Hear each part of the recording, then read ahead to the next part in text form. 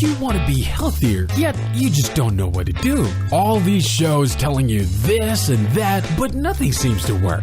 Well, listen close. Golden State Media Concepts has got something great for you. The Health and Wellness Podcast dedicated to workout trends, healthy eating habits, diet, and everything about healthy living. Join us in our banters as we help you not just live life to the fullest, but live it to the healthiest.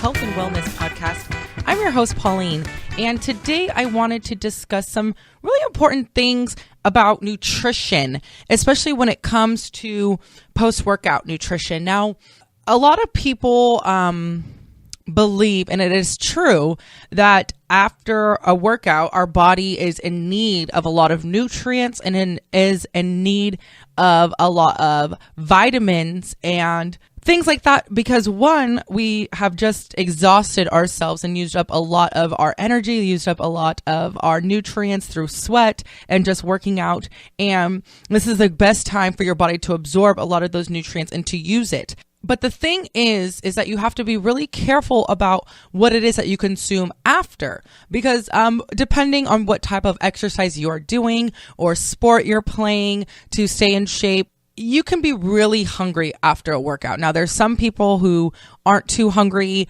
after a workout. There's others that right after you're getting done working out or playing your sport or practicing, whatever it may be, you're starving and you need something. Your body feels weak and you know that it's time to eat. And especially if you've been working out for a few hours, or if you're on a sports team and you've been working out and practicing for a couple of hours, you're just hungry because your metabolism, and also it's been a few hours since the last time that you've ate. And depending on if you're a person who likes to eat before, you may not eat that much before working out. So you're hungry, your body's just hungry. And so I wanted to talk about post-workout nutrition today, as well as bones for life. And what I mean by that is our bones, a lot of people are really interested in discussing and talking about your muscles, talking about your digestive system, even talking about your skin. I know it's the largest organ of our body, but I think sometimes people forget about our bones, about our skeleton, literally our frame. And so I wanted to discuss some ways to keep your bones strong, because just as it's important to worry about the muscles, to worry about our ligaments, and to worry about what we put into our bodies as far as like our digestive system and things like that, it's very important that we take care of our frame. And so those are some major things that I wanted to discuss in this episode. And so we can just dive right into it. Now, one very popular post-workout routine, whatever you may call it, habit, is having like a post-workout shake, a post-workout smoothie. And which is totally fine.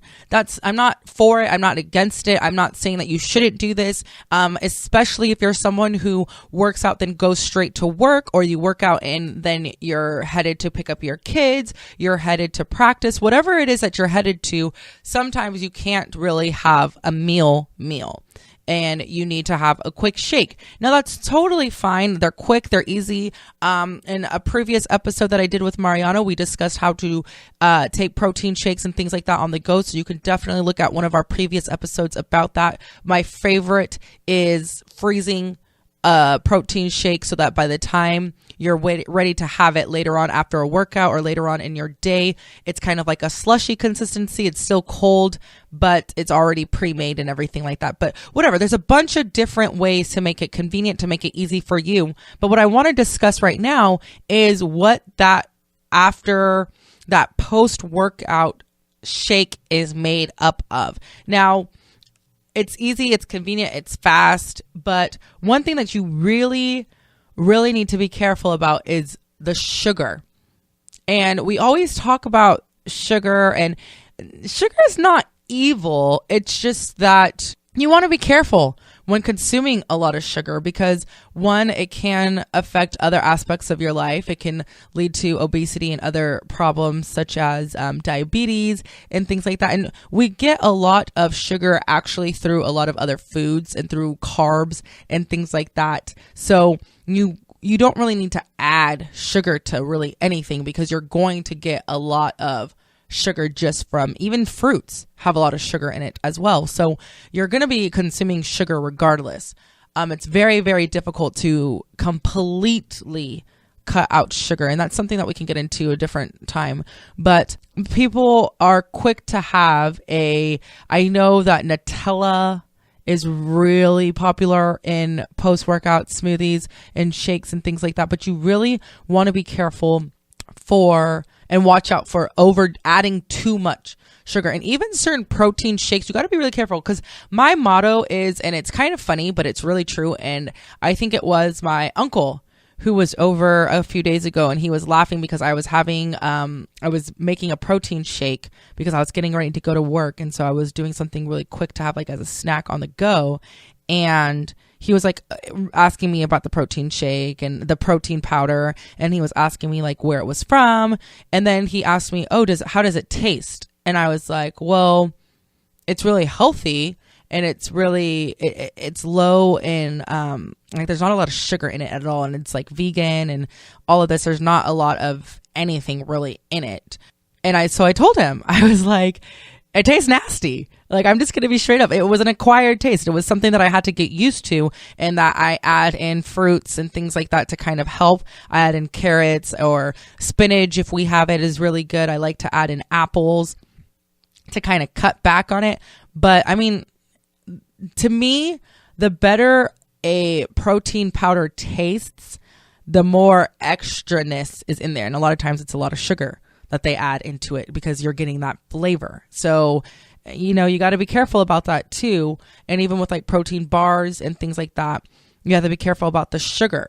And so, and also with that is when you have a lot of high sugar and everything, it's high in calories. Like you have a lot of calories that is getting added into it. And so if you're someone who's watching calories and you're dieting and watching your caloric intake and you're trying to measure it and you are working out to, create that caloric deficiency, and then you just chug down a high sugary shake, you're kind of defeating the purpose because you can have, and people think, which, to each his own. And I know that everybody is trying their best and you're doing the best thing that can work for you and your lifestyle. But even if you go to some juiceries or even to some smoothie places, you really got to be careful and look at the label and look at the nutrition facts and ask them. If you go to, I love Jamba Juice, I really do, but I'm really careful about what I get there and the size of the drink that I get there and how often I consume Jamba Juice smoothies because they do have a lot of sugar and carbs in Jamba Juice smoothies. So you got to really learn, and we can definitely, I think that would be a really good idea, is doing an episode on learning how to read labels and things like that, and talking and discussing that as well, because that's sometimes where we get tripped up. So if you're someone, like I said, who's trying to make sure that they're not consuming a lot of calories, if that's what you're really focused on, and you're downing a shake that has 1,000+ calories, which is easy to do, especially when you add a lot of peanut butter, you're adding the Nutella, you're adding the high sugar protein powder because you want it to taste really good and you want it to be sweet and sugary, then you just consumed 1,000 calories right then and there. And a lot of times smoothies like that don't sustain you. And so then you're hungry soon after.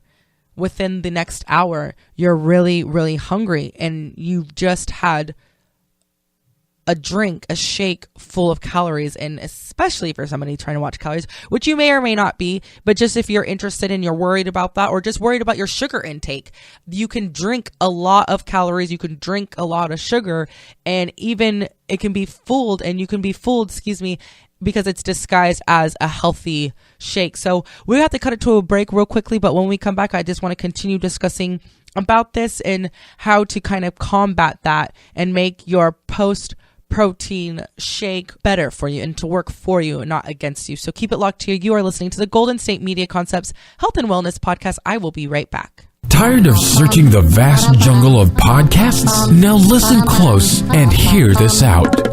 There's a podcast network that covers just about everything that you've been searching. The Golden State Media Concepts Podcast Network is here.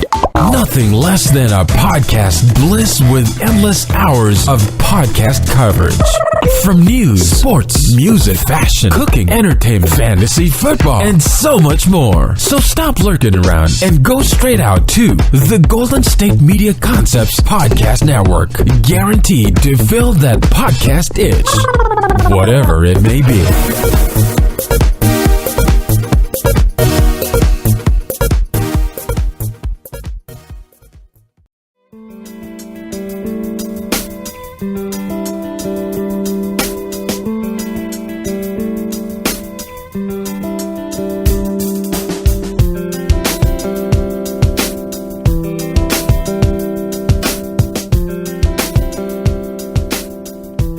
Welcome back to the Golden State Media Concepts Health and Wellness Podcast. I'm your host, Pauline, and I wanted to wrap up kind of discussing post-workout nutrition. And I'm not against protein shakes at all. I love my protein shakes, and they really do make things convenient for me. And like I said, we talked about it in an episode, convenient ways to consume protein on the go and when you're not at home or when you know that you're going to be gone all day. So I am totally not against protein shakes, and I think that they are very helpful and a lot of times can be a really good snack or even meal replacement, because it's better to have that than to be so hungry and so you're on the go. And we always talk about this, and things are happening and your day is passing by and you haven't eaten anything, and then you just stop off real quickly and grab some fast food, or you make a decision that you probably wouldn't have made if you weren't as hungry. And so I've always have been down for protein shakes, and I've tried a variety of protein shakes. I love some of them. I hate others. It's a really delicate balance when you're trying to find that perfect protein shake, because again, oftentimes the better the protein powder tastes, the more additives it has into it and the more sugar, and because it tastes good, right? And so, but then you don't want something that tastes so horrible that you're not going to utilize it, right? But another thing about protein shakes that I wanted to kind of let you guys know about, especially post-workout, protein shakes, is that a lot of people think that that's enough. And they think that having just that quick protein shake after a workout and then showering after your workout, preparing for your day, especially if you worked out early in the morning and preparing on to go to work or to deal with your kids all day or to go to school, you think that that protein shake that you had at, let's say, for example, you work out 6 to 8, 6 to 7:30, you take your shower, you are at work by 9, and in between waking up and working out and then getting to work, you had your post-workout protein shake, and then now we're not going to eat again until 11:30 or 12. And then we're starving by the time it's 11:30, 12. Or if you're even able to eat lunch that early, because there are some people that, depending on your job situation, depending on what your day consists of, you don't eat till after 12. You could be 1 o'clock, 2 o'clock.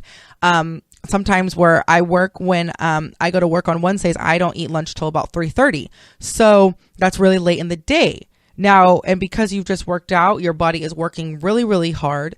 And you think we're under the impression that that shake should last us all those hours.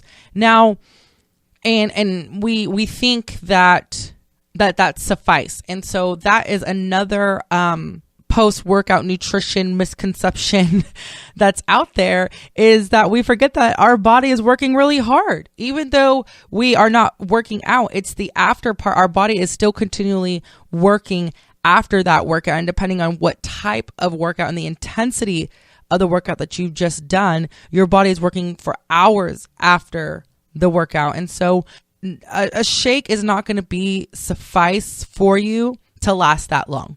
And then sometimes that leads to us wanting snacks, and then quickly, depending on where you work. Now, where I work, there's a vending machine, and it's like a cheap vending machine. It's like 50 cents. I think the most expensive thing in the vending machine is like 65 cents or something like that. So it's easy to want to just drop a couple quarters in there and have a quick snack because it's not lunchtime yet.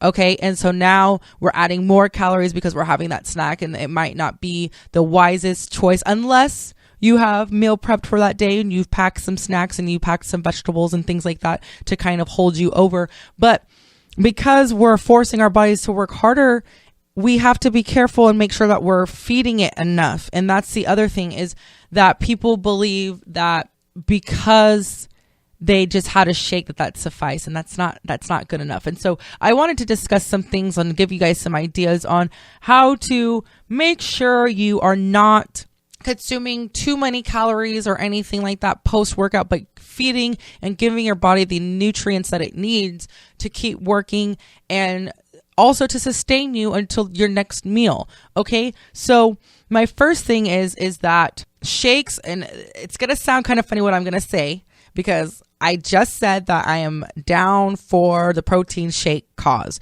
I'm all for it, depending on your dietary supplements and needs. They can be really, really good, especially as an in-between snack.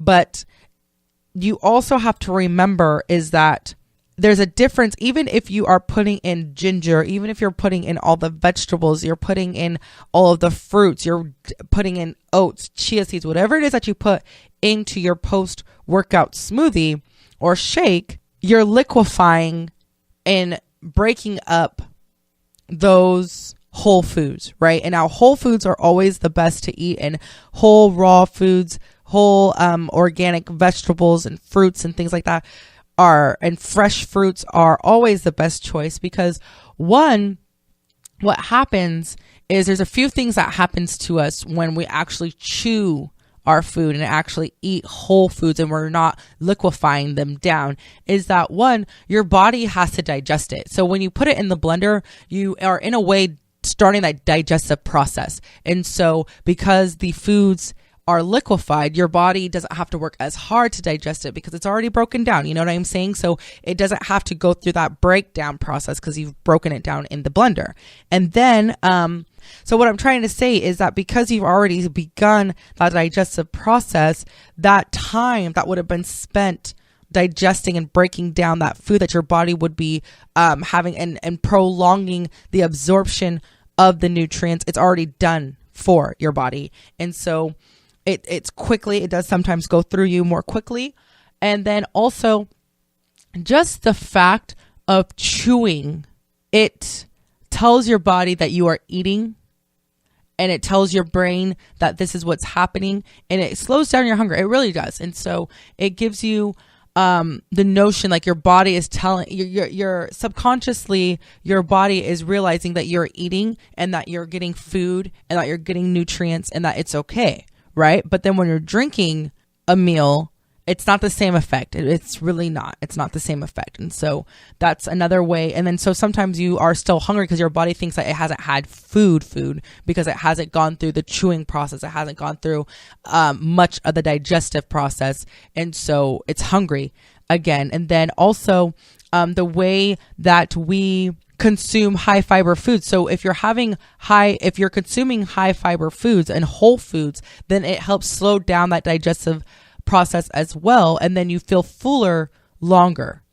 So because it's going through that digestive process, you're feeling fuller longer, especially with high fiber whole foods, and that helps you to not trick your body, because your body is working and it knows what's happening, but to trick your mind into thinking that you're hungry, into feeling that, oh, I'm starving because I haven't eaten anything all day, even though you've had a protein shake post-workout. So those are just some ideas. And of course, having healthy carbohydrates, lean protein, a lot of vegetables. Like, eat as many vegetables as you want all day long, all types of vegetables. Just have them in a baggie. Carrots are always fun and easy to go. Celery sticks, broccoli. I know you got to kind of worry about getting little broccoli kernels in your teeth, but I mean, like, hey, it's all good. It's really all good. Eggplant, grilled eggplant, again, is one of my favorites. I love grilled eggplant, and that's something that you can have easily too. And just drinking a lot of water, that really helps a lot too, is drinking a lot of water, because when you're dehydrated, you feel hungry, and you can start, and that's when you start craving sugary foods and salty foods and all the other things. It could just be really that you're just dehydrated. And especially if you've worked out and you sweat a lot and you're losing a lot of that water, a lot of your water resources. One, you don't want your legs and everything, your body, your muscles to cramp up from lack of water and lack of oxygen going through your body. But just, it helps with it helps with your digestive system, and it also helps you to feel fuller. It helps get oxygen to your entire body. It helps with the digestive system. It helps that to run smoothly, and it's good for you all the way around. And your body needs that to replace that water that it's lost through the workout. So drinking a lot of water, always having a water bottle. I love my hydro flask. I have a hydro flask, and I love my hydro flask. If you don't know what it is, look it up. They're great. That's one of my personal favorite. Or a glass water bottle is really nice too. And just filling it back up. If that's easiest for you, is having bottle in a water, or having a water bottle will make it easier for you to consume more water. Then whatever ways that make it easy and convenient for you, if that's what's holding you back because it's inconvenient having a cup of water, or you just don't like having an open head, like an open face cup of water sitting on your desk or sitting on the counter, depending on where you work or where you live or what you do throughout your day, then having that water bottle, that's easy. You can get the ones with a built-in straw. You can get twist off caps. There's a variety of ways to consume more water throughout your day. So we're going to cut it to one more quick break. And when we come back, I want to discuss ways to keep your bones strong and healthy. And it's never too early to start this. So keep it locked here. You are listening to the Golden State Media Concepts Health and Wellness Podcast. I will be right back. Want to find out what movies to go see? Then check out the GSMC Movie Podcast. It's your ticket to the latest movies, whether it's a new blockbuster event, romantic, comedy, or action flick. This show has got it all covered. They talk some what to go see now, don't bother, what's hot on Netflix, and everything in between. That's gsmcpodcast.com/movie-podcast. When it's all about the movies, it has to be this new show. Don't forget to like them on Facebook and follow them on Twitter. Visit gsmcpodcast.com for more info.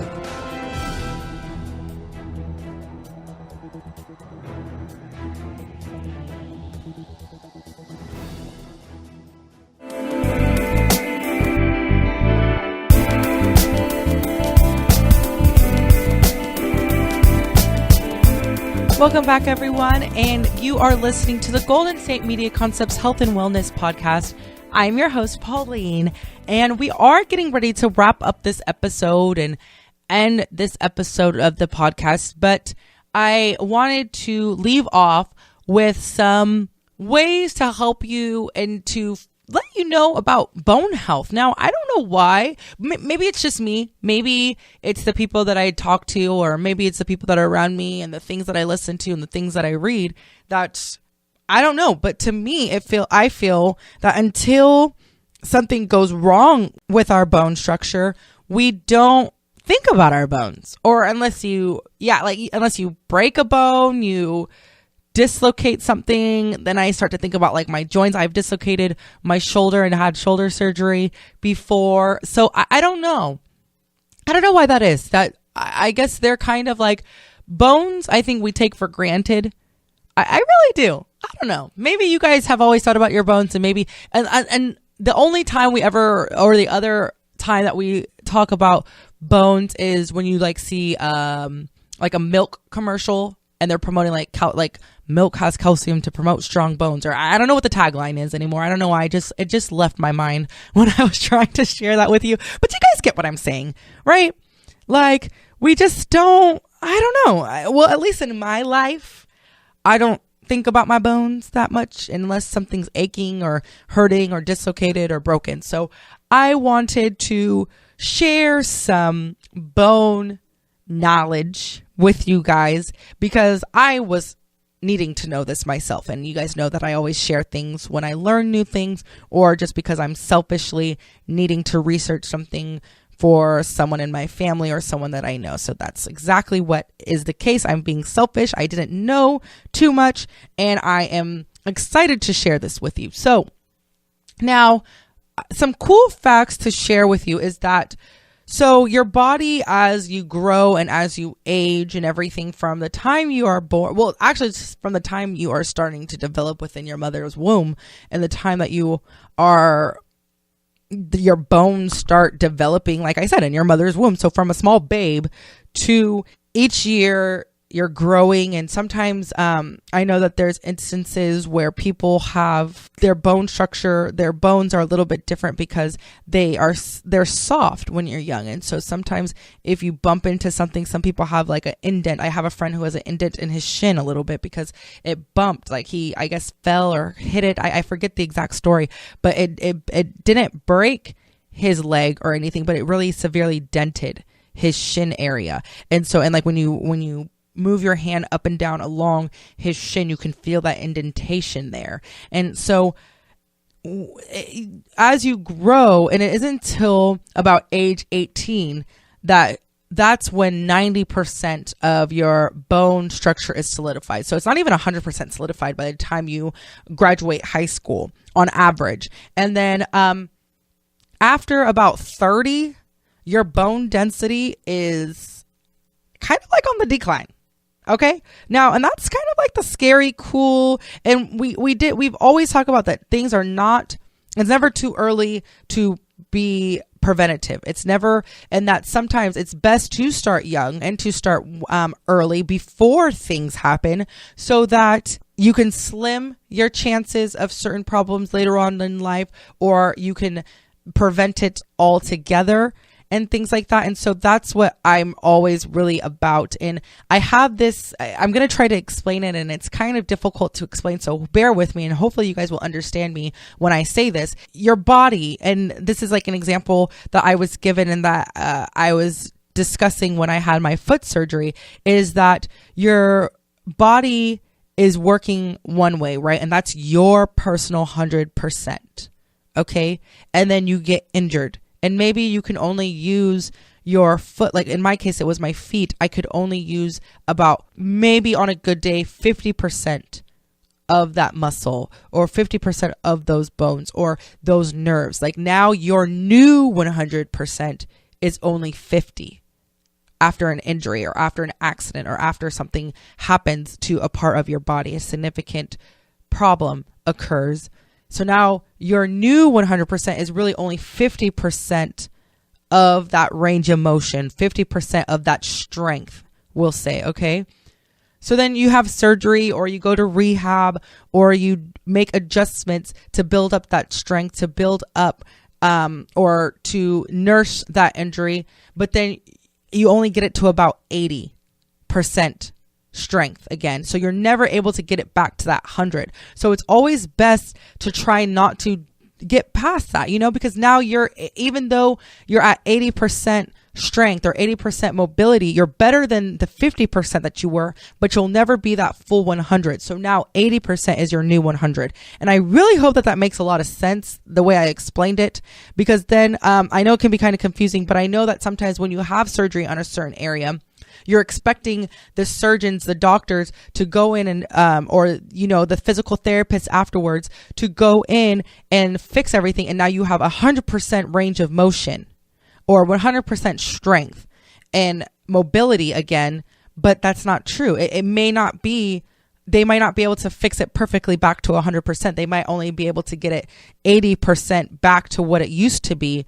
And that's your new 100%, but it's better than what your injury is. And then sometimes people say, oh, the surgery didn't fix anything because I'm not back to how I used to be when I was in my 20s. Well, you're never going to be back there, especially after an injury, and especially if you don't take preventative measures. So with that being said, now calcium is the main, like the the backbone, the solid foundation of bone health. Okay. And so it does, because your bones are always growing, remodeling. They're alive. And I think people think of, when we think of bones, we think of, like mummies. Well, I do. I think of mummies. I think of skeletons, and they're dead. But your bones are actually alive, and they're growing and they're changing and things like that. And they're always a way to say it, like turning over, like it's always new. Like the skin is always new skin. You know what I mean? It's always fresh and it's always new. And so you want to make sure that you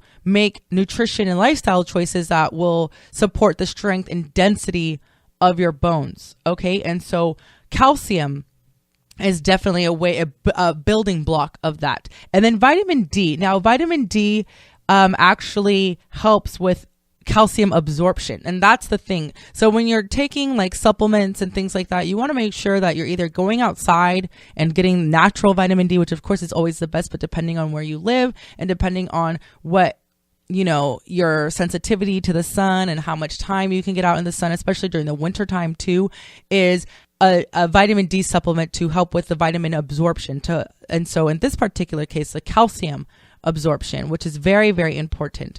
And then also resistance training. Now you can, like I said, you want to help enhance your bone strength and preserve the strength and density of your bones. Okay. And so in weight training actually is a stressor to our bones. It's not just our muscles. It's not just our ligaments and tendons and things like that. It affects our bones as well. And because you're stressing and adding that stress to your bones, it also, your body has to adapt to that stress, right? It has to, with everything, that's why we get like our muscles feel sore, but it's also happening within our bones as well. And so now our bones are producing cells to adapt to that stress, like I said. And so now your bone density with that, you are maintaining your current bone density, and even you can also enhance it. And so help build up that bone density as well. And so even just doing simple things like push-ups, you don't need weights as far as, like a bar, you don't need dumbbells or anything like that, but just having weight bearing exercises. And so if it means carrying up your groceries, and I talk about this when it comes to my grandma, when she can carry up the Costco case of waters, that's weight bearing exercise. It doesn't have to necessarily be in the gym, but just make sure that you are doing things that are heavy. And of course, be careful.